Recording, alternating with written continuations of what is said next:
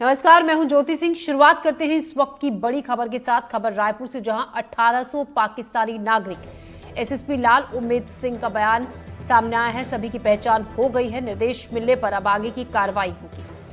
तो इस वक्त की बड़ी खबर, रायपुर में 1800 पाकिस्तानी नागरिक। निर्देश मिलने पर अब आगे की जो कार्रवाई है वो होगी। रायपुर में 1800 पाकिस्तानी नागरिक हैं। इनके खिलाफ क्या एक्शन लिया जाएगा, क्योंकि एक समय सीमा तय थी कि सभी पाकिस्तानी नागरिकों को अपने वतन वापसी करनी है, और अगर वक्त रहते हुए वापसी नहीं हुई तो उनके खिलाफ सख्त एक्शन लिया जाएगा, जिसमें 3 साल तक की सजा और 3 लाख का जुर्माना भी है। अब इन नागरिकों के साथ आगे क्या कार्रवाई होगी, इस पर देखने वाली बात होगी। केंद्र सरकार के निर्देश का इंतजार है। सभी की पहचान हो चुकी है। एसएसपी की तरफ से ये बयान आया है। निर्देश मिलने पर आगे की जांच की जाएगी। यहाँ जो निवासरत हैं उसमें लॉन्ग टर्म वीज़ा वाले हैं। इन सभी को जुलाई तक का है कि अगर फर्दर एक्सटेंशन के संबंध में उनको जुलाई तक आवेदन दिया जाना है। हम लोगों के द्वारा उन सभी लोगों को आइडेंटिफाई कर लिया गया है, और जब भी आगे से निर्देश प्राप्त होगा आगे कार्रवाई की जाएगी। इसमें लगभग 1800 के आसपास वीज़ा धारक यहाँ हैं, जिसमें से 2 मुस्लिम्स हैं, बाकी शेष हिंदू समुदाय से संबंधित। और इसी खबर पर ज्यादा जानकारी के साथ नीलेश त्रिपाठी हमारे संवाददाता हमारे साथ जुड़ रहे हैं। नीलेश, 1800 पाकिस्तानी नागरिक, अपने आप में एक बड़ा नंबर ये है। एक समय सीमा तय की गई थी पाकिस्तानी नागरिकों की वापस उनके देश लौटने की, और उसके बाद उनके खिलाफ सख्त एक्शन उन नागरिकों के खिलाफ लिया जाएगा। अब इनके खिलाफ किस तरीके का एक्शन आगे लिया जाएगा, क्या जांच की जा रही है? जी बिल्कुल, देखिए रायपुर, ये जो संख्या 1800 है, ये सिर्फ अकेले रायपुर की है। इसके अलावा अगर पूरे छत्तीसगढ़ की बात करें तो लगभग 2000 पाकिस्तानी नागरिक जो हैं वो यहाँ पर रहते हैं। लॉन्ग टर्म वीजा पर ज्यादातर हैं, और शॉर्ट टर्म वीजा पर जो लोग थे उनमें से 11 अब तक वापस भी लौट चुके हैं। ये भी एक आंकड़ा हमको मिला था। और इसके अलावा 105 जो शॉर्ट टर्म वीजा वाले लोग थे, 105 ऐसे लोग हैं जिनके दस्तावेजों की जांच भी चल रही थी। अब मसला ये है कि जो 1800 लोग अभी रायपुर में पहचान किए गए हैं, जो लॉन्ग टर्म वीजा पर हैं, उनके जुलाई तक उनके वीजा को लेकर अनुमति और उसके बाद एक्सटेंशन को लेकर आवेदन या फिर आगे की प्रक्रिया होनी है, उन पर क्या होना है। तो इसको लेकर मैं बता दूं कि कुछ समय पहले जब ये एडवाइजरी केंद्र सरकार द्वारा जारी की गई थी पहलगाम में आतंकी हमले के बाद, कि पाकिस्तानी नागरिकों को 24 घंटे के भीतर भारत छोड़ना होगा, उसके बाद एक समूह जो है, इनका जो ग्रुप है वो छत्तीसगढ़ के जो गृह मंत्री और उप मुख्यमंत्री हैं विजय शर्मा, उनसे मुलाकात की थी। और उन्होंने बताया था कि हम लोग पाकिस्तान पीड़ित हैं। वो वर्ग जो सिंधी समुदाय से आता है या फिर हिंदू समुदाय का है, उनका ये कहना था कि हम लोग पाकिस्तान से त्रस्त होकर, उनकी उसकी हरकतों से परेशान होकर पाकिस्तान छोड़कर आए हैं। तो ऐसे में हम पाकिस्तान पीड़ित हैं। हम अगर वापस जाएंगे तो हमारे ऊपर जान माल का खतरा है, हमको दिक्कत होगी, परेशानी होगी। तो ऐसे में उनको लेकर क्या किया जाना है, इस पर एक गाइडलाइन जो है वो केंद्र सरकार से मांगी गई है राज्य सरकार द्वारा। और आश्वासन दिया था उप मुख्यमंत्री और गृह मंत्री जो हैं विजय शर्मा, उन्होंने, कि जो पाकिस्तानी पीड़ित हैं उनको लेकर सरकार जो है वो संवेदनशील है। सरकार उनको लेकर उनके हित में बड़ा निर्णय लेगी। उनको तुरंत निकल, यहाँ से जो एडवाइजरी थी कि 24 घंटे 48 घंटे के भीतर छोड़ना है, उस पर वो उनके ऊपर लागू नहीं होगी। उसको लेकर एक दिशा निर्देश केंद्र सरकार द्वारा लिया जाएगा। लेकिन जो लोग सिर्फ या किसी बिजनेस या फिर ऐसे काम के चक्कर में या फिर घूमने या किसी से मिलने के लिए भारत आए हुए हैं पाकिस्तान से, उनको लौटना ही होगा। तो ऐसे 11 लोग जो हैं वो लौट भी चुके हैं, पाकिस्तानी नागरिक जो हैं। और इसके अलावा 105 लोगों के दस्तावेजों की जांच चल रही थी, और 1800 जो और लोग हैं उन पर अभी दिशा निर्देश मिलना बचा है। तो अब इंतजार किया जा रहा है, क्योंकि पुलिस का अपना काम था कि पूरे लोगों की जांच कर ले, पूरे लोगों का पता लगा ले कि आखिर कितने पाकिस्तानी नागरिक जो हैं वो उनके जिले में हैं या फिर राज्य में हैं। तो इसको लेकर एसएसपी जो रायपुर के हैं, उनका जो बयान आया है उसके अनुसार उन्होंने सभी ऐसे लोगों की पहचान कर ली है जो पाकिस्तानी वीजा पर छत्तीसगढ़ में की राजधानी रायपुर में रह रहे हैं। ऐसे 1800 लोग हैं, जिनमें 2 मुस्लिम और बाकी अन्य हिंदू समुदाय, जो उसमें भी ज्यादातर 95% के आसपास सिंधी समुदाय से लोग हैं। क्योंकि एक बड़े संख्या वहां पर पाकिस्तान से माइग्रेट होकर देश भर में अलग अलग स्थानों पर सिंधी समुदाय की आती है, जिसमें से कई लोग रहते भी हैं। छत्तीसगढ़ में भी वो संख्या काफी है। कई बार हमने देखा कि उनकी नागरिकता को लेकर भी तो कई लोगों ने आवेदन दिया हुआ है कि भारत की नागरिकता उनको मिल जाए। उसकी अपनी जो प्रक्रिया है वो भी चल रही है। और जब तक नागरिकता नहीं मिलती है तब तक लॉन्ग टर्म वीजा लेकर वो हर साल रिन्यूअल कराते रहते हैं। तो उनकी जो संख्या है रिन्यूअल कराने वालों की, वो भी काफी बड़ी संख्या है। और जुलाई में उनका रिन्यूअल का आवेदन जो है वो आगे बढ़ना है। उसके बाद क्या कार्रवाई होगी ये देखने वाली बात है। जी, तो क्या कार्रवाई उसके बाद होगी ये देखने वाली बात होगी।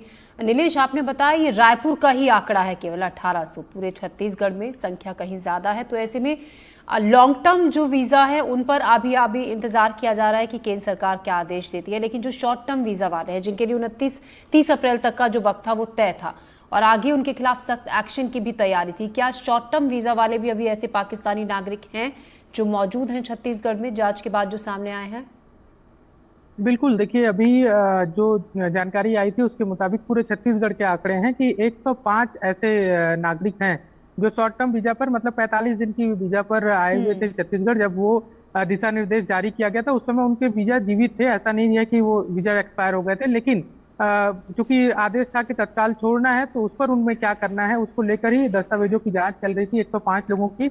और इसके 105 के अतिरिक्त जो 11 लोग हैं जो रवाना भी हो गए थे शॉर्ट टर्म वीजा पर, जो पाकिस्तान से आए हुए थे। तो अब 105 लोगों को लेकर वो समय सीमा वीजा की पूरा होने से पहले लौट जाते हैं, या फिर उनमें से अगर कुछ लोग ऐसे हैं जो पाकिस्तान से पीड़ित होकर लौटे हैं तो उनमें क्या निर्णय होता है, क्या उनके वीजा बढ़ाने के लिए भी, क्योंकि उन्होंने आवेदन दिया था कि लॉन्ग टर्म वीजा में कन्वर्ट किया जाए, आवेदन पे क्या कार्रवाई होती है, ये केंद्र सरकार की जब गाइडलाइन आएगी उसके बाद ही निर्णय लिया जाएगा। लेकिन ये तय है कि राज्य स्तर पर और पुलिस के स्तर पर उनकी पहचान कर ली गई है और सबको निगरानी में रखा गया है कि उनको जो है वो निगरानी में है और उनको लेकर क्या निर्देश आएगा उसके बाद आगे की कार्रवाई होगी। जी जी, नीलेश, शुक्रिया आपका जानकारी के लिए। तो अब इंतजार किया जा रहा है कि केंद्र सरकार क्या आदेश देती है इनके खिलाफ, लेकिन लॉन्ग टर्म वीज़ा वाले अभी 1800 नागरिक रायपुर में ऐसे हैं जिनकी जो वीज़ा डेट है वो जुलाई में एक्सपायर होगी और उसके बाद इनके खिलाफ क्या एक्शन लिया जाता है ये इस बात का अभी इंतजार है। खबरों में बढ़ते हैं आगे। खबर है ग्वालियर से, जहां जमीन के विवाद में गोलीबारी हुई, दो गुटों के बीच खूनी झड़प हुई।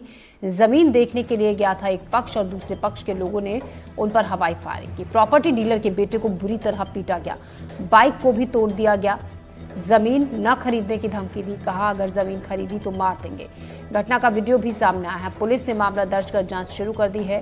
तो जमीन का विवाद था, एक पक्ष जमीन देखने के लिए गया था और इसी दौरान दूसरे पक्ष ने उन पर गोलीबारी की और धमकी दी जमीन नहीं खरीदने के लिए।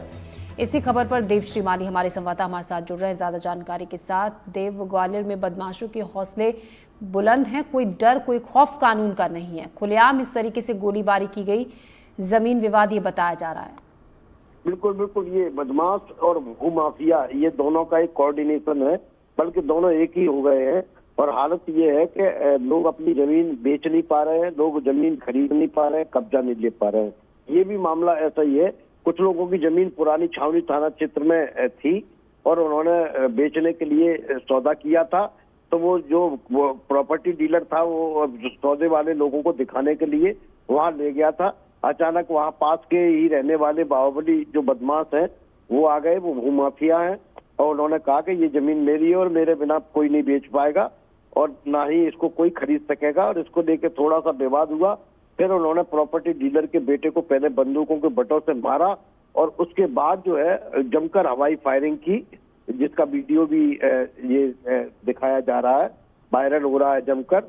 और फिर जो है वहां भगदड़ की स्थिति बच गई, लोग अपनी जान बचाते हुए वहां से भागे और भागकर जो है इधर उधर छिपते फिरे।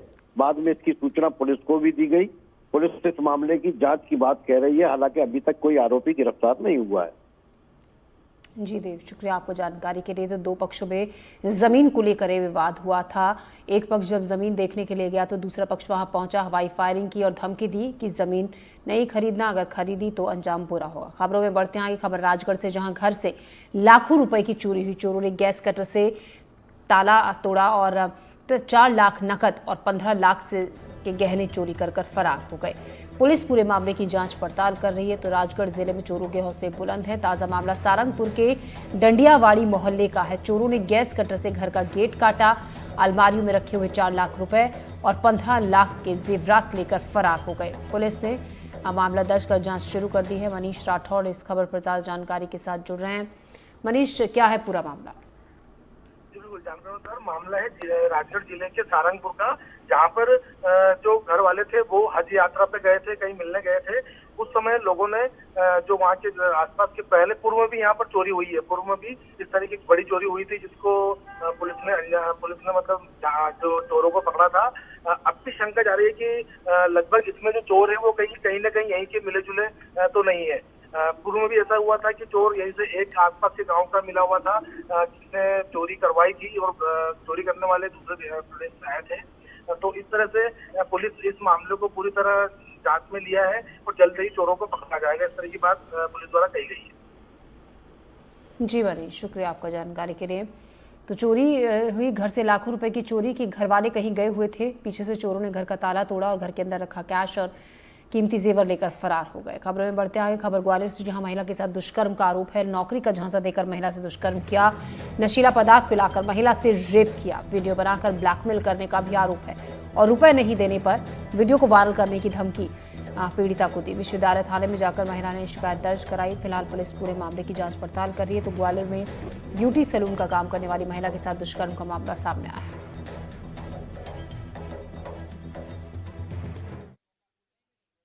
यूनिवर्सिटी थाना क्षेत्र में एक महिला ने शिकायत की थी कि उसके साथ एक व्यक्ति उसको होटल में ले गया और उसको कुछ नशीला पदार्थ दिया था और उसके साथ गलत काम भी किया।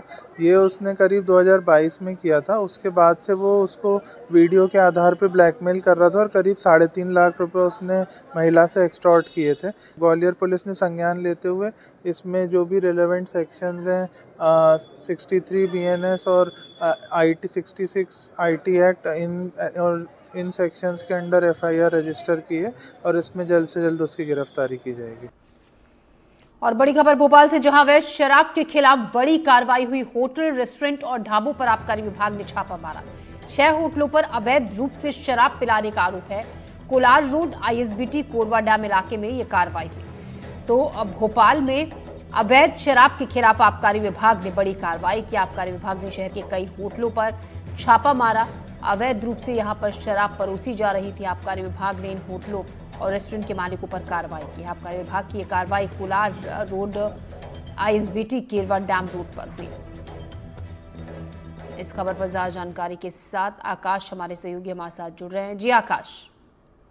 देखिए, लगातार एक हफ्ते से आबकारी विभाग जो अवैध रूप से ढाबों और रेस्टोरेंट पर शराब पिलाए जा रहे उसको लेकर कार्रवाई कर रही है और इसी सिलसिले में कल करीब 6 अवैध परोसे जाने शराब के जो मामले हैं वो दर्ज किए गए हैं। आबकारी विभाग ने कोलार रोड ISBT केरवा डैम के साथ साथ ही यहाँ पर जो मौजूद रेस्टोरेंट है उन रेस्टोरेंट पर और ढाबों पर तलाशी अभियान चलाया और जहां पर तलाशी अभियान हुआ वहां तस्वीरों में देखा जा सकता है कि लोग बड़ी संख्या में अवैध रूप से यहाँ पर शराब पीते हुए पाए गए हैं। अब फिलहाल आबकारी विभाग इन पर कार्रवाई कर रहा है क्योंकि लगातार ऐसी शिकायतें मिल रही है कि जिनके पास अनुमति नहीं है शराब परोसने की वो भी अवैध रूप से शराब परोस रहे हैं और यही वजह है कि लगातार ऐसे मामले देखने को मिल रहे हैं जहां आबकारी विभाग कार्रवाई करता हुआ नजर आ रहा है। हालांकि भोपाल में कई और अन्य जगहों पर भी अभी ऐसी जो गतिविधियां वो संचालित हो रही हैं, तो उम्मीद है कि आने वाले समय में आबकारी विभाग इन जगहों पर भी कार्रवाई करेगा। जी आकाश, शुक्रिया आपका जानकारी के लिए। तो अवैध रूप से शराब पिलाने का आरोप है। इन होटलों के और रेस्टोरेंट के मालिकों के खिलाफ कार्रवाई की जा रही है। अवैध रूप से यहां पर शराब परोसी जा रही थी। 6 ठिकानों पर आबकारी विभाग की टीम ने छापा मारा और यहां के मालिकों, होटलों और रेस्टोरेंट के मालिकों के खिलाफ अब जांच तेज कर दी गई है। राजनांदगांव का जिला पुरातत्व संग्रहालय रखरखाव के अभाव में बदहाल है। संग्रहालय में चारों तरफ खरपतवार उगी हुई है। यहाँ रखी प्राचीन काल की मूर्तियां भी रखरखाव के अभाव में खराब हो रही हैं। राजाओं की पोशाक और हथियारों पर भी धूल जमी है। प्राचीन धरोहरों को देखने पहले बड़ी संख्या में लोग यहां पहुंचते थे, लेकिन अब ये वीरान होता जा रहा है। प्रशासनिक उदासीनता के चलते इसकी देखभाल नहीं हो रही। अगस्त 2008 में संग्रहालय की स्थापना तत्कालीन मुख्यमंत्री डॉक्टर रमन सिंह द्वारा की गई थी। इस संबंध में अभी मेरा परीक्षण नहीं हो पाया है, लेकिन आपके माध्यम से अभी जानकारी प्राप्त हुई है। हम डेफिनेटली इसमें पहल करेंगे और क्योंकि एक बहुत ऐतिहासिक शहर है, यहाँ पे जो भी पूरा जो भी संरचनाएं हैं उनको पूरा उनका ख्याल रखने का पूरा कोशिश प्रशासन करे। राजनांदगांव कलेक्ट्रेट परिसर में जिला पुरातत्व संग्रहालय स्थित है, जहां राजनांदगांव जिले और आसपास के जिलों की पुरातात्विक पुरानी मूर्तियां और अन्य चीजें रखी हुई हैं, लेकिन देख रेख के अभाव में अब यह पूरी तरीके से उजाड़ होते जा रहा है। वहीं संग्रहालय की स्थिति आप देख सकते हैं कि इस तरीके से इसका गेट हो गया है और अंदर में जो पूरे पेड़ पौधे और झाड़ जो है जग गए हैं। देख रेख नहीं होने के अभाव में पूरी चीजें अब खंडहर में तब्दील होते जा रही हैं। जिला पुरातत्व संग्रहालय राजनांदगांव में बनाया गया है, जहां पुराने इतिहास से जुड़ी हुई चीजें रखी हुई हैं। कई प्राचीन मूर्तियां राजाओं महाराजाओं के जमाने से यहाँ रखी गई हैं, लेकिन देख रेख नहीं होने और मेंटेनेंस नहीं होने के कारण अब यह पूरी तरीके से उजाड़ होते जा रहा है और लोगों को इसकी सुविधा का लाभ नहीं मिल पा रहा है। पहले लोग यहाँ आकर इन चीजों को यहाँ देखते थे, लेकिन अब ये धीरे धीरे खंडहर में तब्दील होते जा रहा है, जिसके कारण लोगों को इसकी सुविधा का लाभ नहीं मिल रहा है। इसके साथ ही जो प्राचीन धरोहर है वो उजाड़ होते जा रही है। सूर्यकांत यादव, एनडीटीवी, राजनांदगांव। खबर झाबुआ से, जहां रफ्तार का कहर देखने को मिला। देर रात एक बेकाबू बस हादसे का शिकार हो गई, जिसमें 10 साल की एक बच्ची समेत 3 लोगों की मौत हो गई, जबकि 15 लोग गंभीर रूप से घायल हो गए। सभी घायलों को पेटलावत सामुदायिक स्वास्थ्य केंद्र में भर्ती कराया गया है, जहां उनका इलाज चल रहा है। बस राजकोट जा रही थी।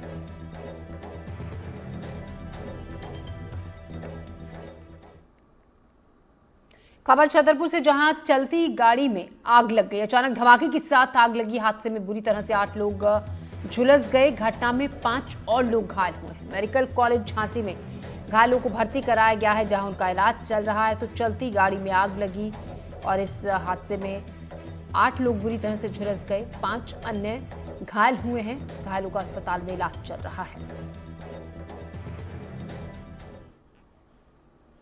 उज्जैन के बदनावर टोल नाके के मैनेजर और कर्मचारियों को एक गाड़ी ड्राइवर और उसमें सवार परिवार से मारपीट करना भारी पड़ गया। घटना की वायरल वीडियो को देखकर पुलिस ने 7 आरोपियों को पकड़ा, उन्हें जेल भेज दिया गया। हाल ही में बने बदनावर 4 लेन पर उज्जैन से करीब 40 किलोमीटर दूर ग्राम खरसौद खुर्द के पास टोल नाका शुरू हुआ है। शनिवार को इस टोल से आष्टा का चौधरी परिवार गाड़ी से निकल रहा था। इस दौरान गाड़ी ड्राइवर और टोल कर्मचारियों की किसी बात को लेकर कहासुनी हुई। आक्रोशित कर्मचारी और मैनेजर ने गाड़ी ड्राइवर और चौधरी परिवार के पुरुष और महिलाओं से मारपीट की। घटना से परिवार से सहमे परिवार ने रिपोर्ट तक नहीं लिखाई, लेकिन 20 मिनट तक चली गुंडागर्दी का ये वीडियो किसी ने वायरल कर दिया। इंगौरिया थाना पुलिस ने वीडियो में मारपीट करने वालों की पहचान की और उन्हें सबक सिखाते हुए उनसे उठक बैठक लगवाई और उनके खिलाफ अब जांच की जा रही है।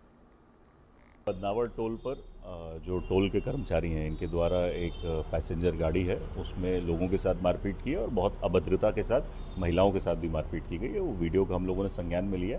हालांकि किसी फरियादी के द्वारा इसमें कोई शिकायत नहीं दर्ज की है, परंतु उसके बावजूद, क्योंकि बहुत ही अभद्र और गरिमा के विपरीत ये आचरण है, इसलिए टोल के मैनेजर और जो सभी लोग वीडियो में नज़र आ रहे हैं, वैसे 7 लोगों को हम लोगों ने ऑलरेडी हिरासत में लिया हुआ है और जो वीडियो में लोग हैं उनको भी हम चिन्हित करने का प्रयास कर रहे हैं। सभी के खिलाफ सभी को जेल दाखिल किया जाएगा और सभी का बाउंड ओवर भी किया जाएगा।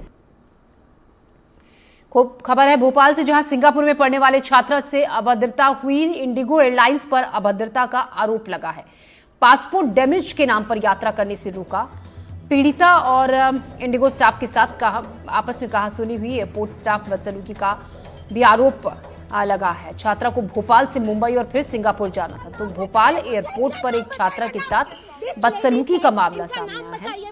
मुझे इनका नाम बताइए, मुझे इनका नाम बताइए, वरना दिस लेडी सेड इनका नाम बताइए, मुझे इनका नाम बताइए, मुझे इनका नाम बताइए, वरना दिस लेडी सेड इनका नाम बताइए, मुझे इनका नाम बताइए। मुझे क्या डैमेज है इसमें, आप बताइए। मुझे कुछ डैमेज है सर, आप बताइए। ऐसे मत पूछिए सर, तो फिर वो लोग कोई नहीं। इंडिगो एयरलाइंस पर अभद्रता का आरोप लगा है। पासपोर्ट डैमेज के नाम पर छात्रा से बदतमीजी की गई। एयरपोर्ट पर उसके साथ एयरलाइंस के स्टाफ ने बदसलूकी की।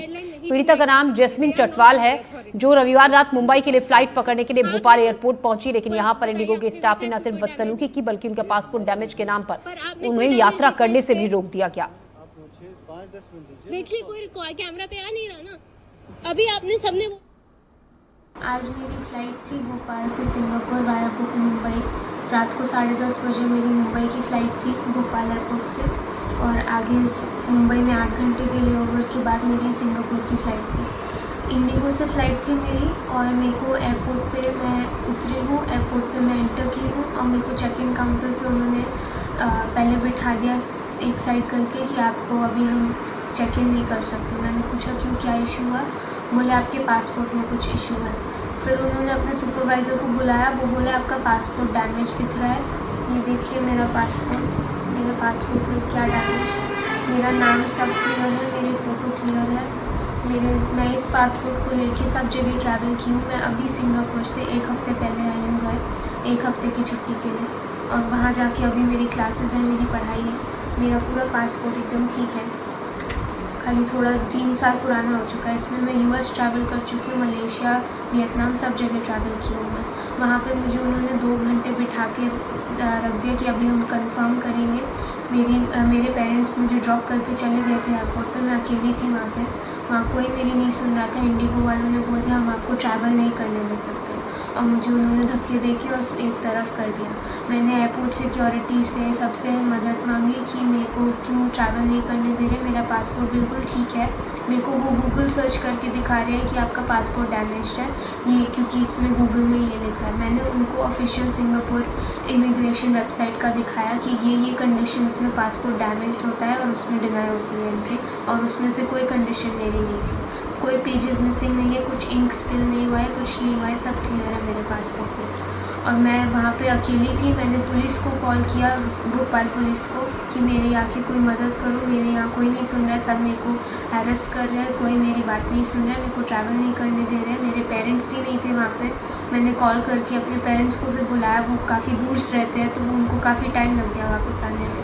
पुलिस वाले आए पास के पुलिस स्टेशन से, उन्होंने बोला हम कुछ नहीं कर सकते। एयरपोर्ट सिक्योरिटी ने क्लियरली मेरे को बोला कि उनको कुछ नहीं इशू दिख रहा मेरे पासपोर्ट में, बट वो एयरलाइंस को कुछ नहीं बोल सकते।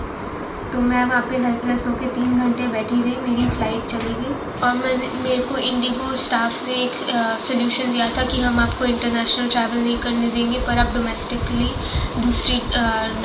दूसरे PNR पे मुंबई चले जाइए, और फिर वहाँ पे आपके वो अलाउ करेंगे कि नहीं करेंगे वो हम गारंटी नहीं कर सकते। और उन्होंने मुझे क्लियरली बोला था कि वो मुझे फ्री ऑफ कॉस्ट ये दूसरी टिकट का अरेंजमेंट करके देंगे। और फिर बाद में जब मैंने उनसे बोला कि ठीक है मुझे ये वाला ऑप्शन ट्राई करना है, तो वो बोले कि हमने नहीं बोला कि आपको फ्री में देंगे, और मेरे को बाद में वो झूठ बोलने लगे। अपनी बात से ही वो बैकआउट कर गए कि हमने आपको नहीं बोला था, और फिर उन्होंने हमें धक्के मार के एयरपोर्ट से निकाल दिया, मुझे और मेरी मदर को। और इस खबर पर ज्यादा जानकारी के साथ अजय हमारे सहयोगी हमारे साथ जुड़ रहे हैं। अजय, जो छात्रा है साफ साफ कहना है, तस्वीरें हम देख रहे हैं, आवाज हम सुन रहे हैं, जिस तरीके से जो एयरलाइंस के जो स्टाफ हैं वो बदतमीजी छात्रा से कर रहे हैं। एयरपोर्ट सिक्योरिटी कह रही है पासपोर्ट बिल्कुल ठीक है जैसा छात्रा बता रही है, लेकिन जो इंडिगो एयरलाइंस वाला स्टाफ है उन्होंने छात्रा को रोक दिया ये कहकर कि पासपोर्ट पे कुछ दिक्कत है। देखिए, बिल्कुल इस पूरे मामले में भोपाल का एयरपोर्ट अथॉरिटी और इंडिगो एयरलाइंस कटघरे में है। सिर्फ मुंबई तक की यात्रा लड़की की नहीं छूटी है, 20 साल की स्टूडेंट है, और उसके आगे के जो सिंगापुर के उसके फ्लाइट थे लाखों रुपए के, वो भी सब जो थे वो दिक्कत में आ गए हैं। और इस पूरे मामले में छात्रा के साथ बदसलूकी जिस तरीके से हुई है, उसके बाद एयरपोर्ट स्टाफ ने जिस तरीके से बदसलूकी की है, सवाल सबसे महत्वपूर्ण संवेदनशीलता का है। और स्टूडेंट के साथ यदि इस तरीके से बर्ताव हो रहा है तो दूसरे जो व्यक्ति हैं उनके साथ किस तरीके की स्थितियां बनती होंगी। अभी हाल कुछ देर पहले हमारी जब छात्रा से बात हो रही थी, उसका सीधे तौर पर कहना था कि मैंने बहुत उनसे हाथ पैर जोड़े थे वहां पे खड़े होकर कि मेरे पासपोर्ट में कुछ तो गलती बताइएगा, कहाँ से डैमेज है, मेरा पासपोर्ट मैं हाथ में लेके चल रही हूँ। कोई भी व्यक्ति अपने पासपोर्ट को, कोई भी एयरलाइंस को पासपोर्ट चेक करने का अधिकार नहीं है। इमिग्रेशन डिपार्टमेंट पासपोर्ट चेक करता है मुंबई में जो है, और तमाम अलग अलग इंटरनेशनल फ्लाइट जहाँ से रहती है वहाँ का इमिग्रेशन डिपार्टमेंट जो पासपोर्ट है वो चेक करता है। एयरपोर्ट पर एयरलाइंस कंपनी के कर्मचारियों के द्वारा पासपोर्ट चेक करने का ये पहला मामला होगा जिसके चलते कि स्टूडेंट को परेशान होना पड़ा। और कल रात का ये पूरा मामला है जब जैस्मीन चटवाल है, भोपाल के कारोबारी की बेटी हैं, उनके पेरेंट्स उनको छोड़ने के लिए गए हुए थे। छोड़ने के बाद वो वहाँ से रवाना हो गए। उसके बाद जिस तरीके से स्थितियाँ बिगड़ी जैस्मीन के साथ, उसके बाद उसने मौके पर पुलिस को बुलाया। चूंकि पुलिस का जुडिक्शन नहीं था, पूरा एयरपोर्ट अथॉरिटी का जुडिक्शन CISF का था, लिहाजा पुलिस इस पूरे मामले में कुछ भी दखल कर नहीं सकती थी। लेकिन यहाँ इंडिगो एयरलाइंस से भी हमने जब इस पूरे मामले में पक्ष जानना चाहा तो उनकी तरफ से कोई प्रतिक्रिया निकलकर सामने नहीं आई। सवाल ये है कि आखिर पासपोर्ट चेक के नाम पे किसी की फ्लाइट कैसे छुड़वाई जा सकती है, जो जिसको लेकर अभी तक एयरपोर्ट अथॉरिटी कुछ भी क्लियर नहीं कर पाई। जी, तो अभी तक इंडिगो एयरलाइंस की तरफ से कोई रिएक्शन इस मामले को लेकर नहीं आया। अजय, शुक्रिया आपका जानकारी के लिए।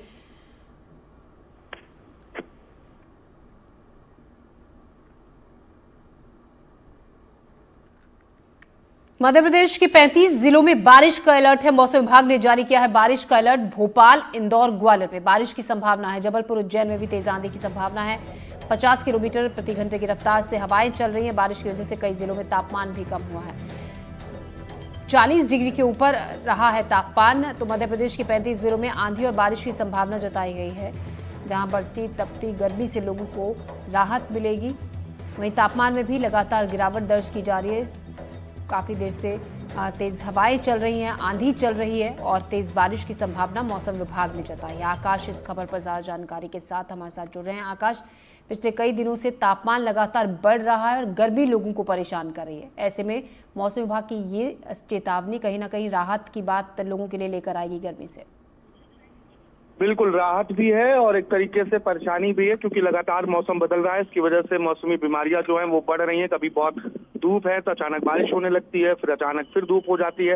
ये हालात वेस्टर्न डिस्टर्बेंस यानी कि पश्चिमी विक्षोभ और टर्फ का असर है, इस वजह से देखने को मिल रहा है, जिसके कारण प्रदेश में तेज आंधी और बारिश का दौर है। अगर कल की हम बात करें तो रविवार को भी भोपाल, मंदसौर, शहडोल, खरगोन, अशोकनगर में तेज आंधी चली और कुछ जगहों पर बारिश भी देखने को मिली है और कुछ जगहों पर ओले गिरने की भी खबरें सामने आई। मौसम विभाग के अनुसार आज भी ऐसा ही मौसम रहेगा।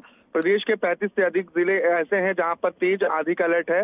इनमें भोपाल, इंदौर, ग्वालियर समेत कई जिलों में बारिश होने की संभावना बताई जा रही है, जबकि जबलपुर, उज्जैन संभाग में आंधी चलने की संभावना है। आंधी की रफ्तार 50 किलोमीटर प्रति घंटे तक हो सकती है और इस बार मानसून समय पर आने की संभावना है। 15 जून तक मध्य प्रदेश में मानसून की दस्तक महाराष्ट्र के रास्ते हो सकती है। जी आकाश, शुक्रिया जानकारी के लिए। तो इस बार मानसून वक्त पर आने की संभावना मौसम विभाग जता रहा है। इसी के साथ ले रहे हैं एक छोटा सा ब्रेक। इस बुलेटिन में इतना ही। दीजिए इजाजत, नमस्कार।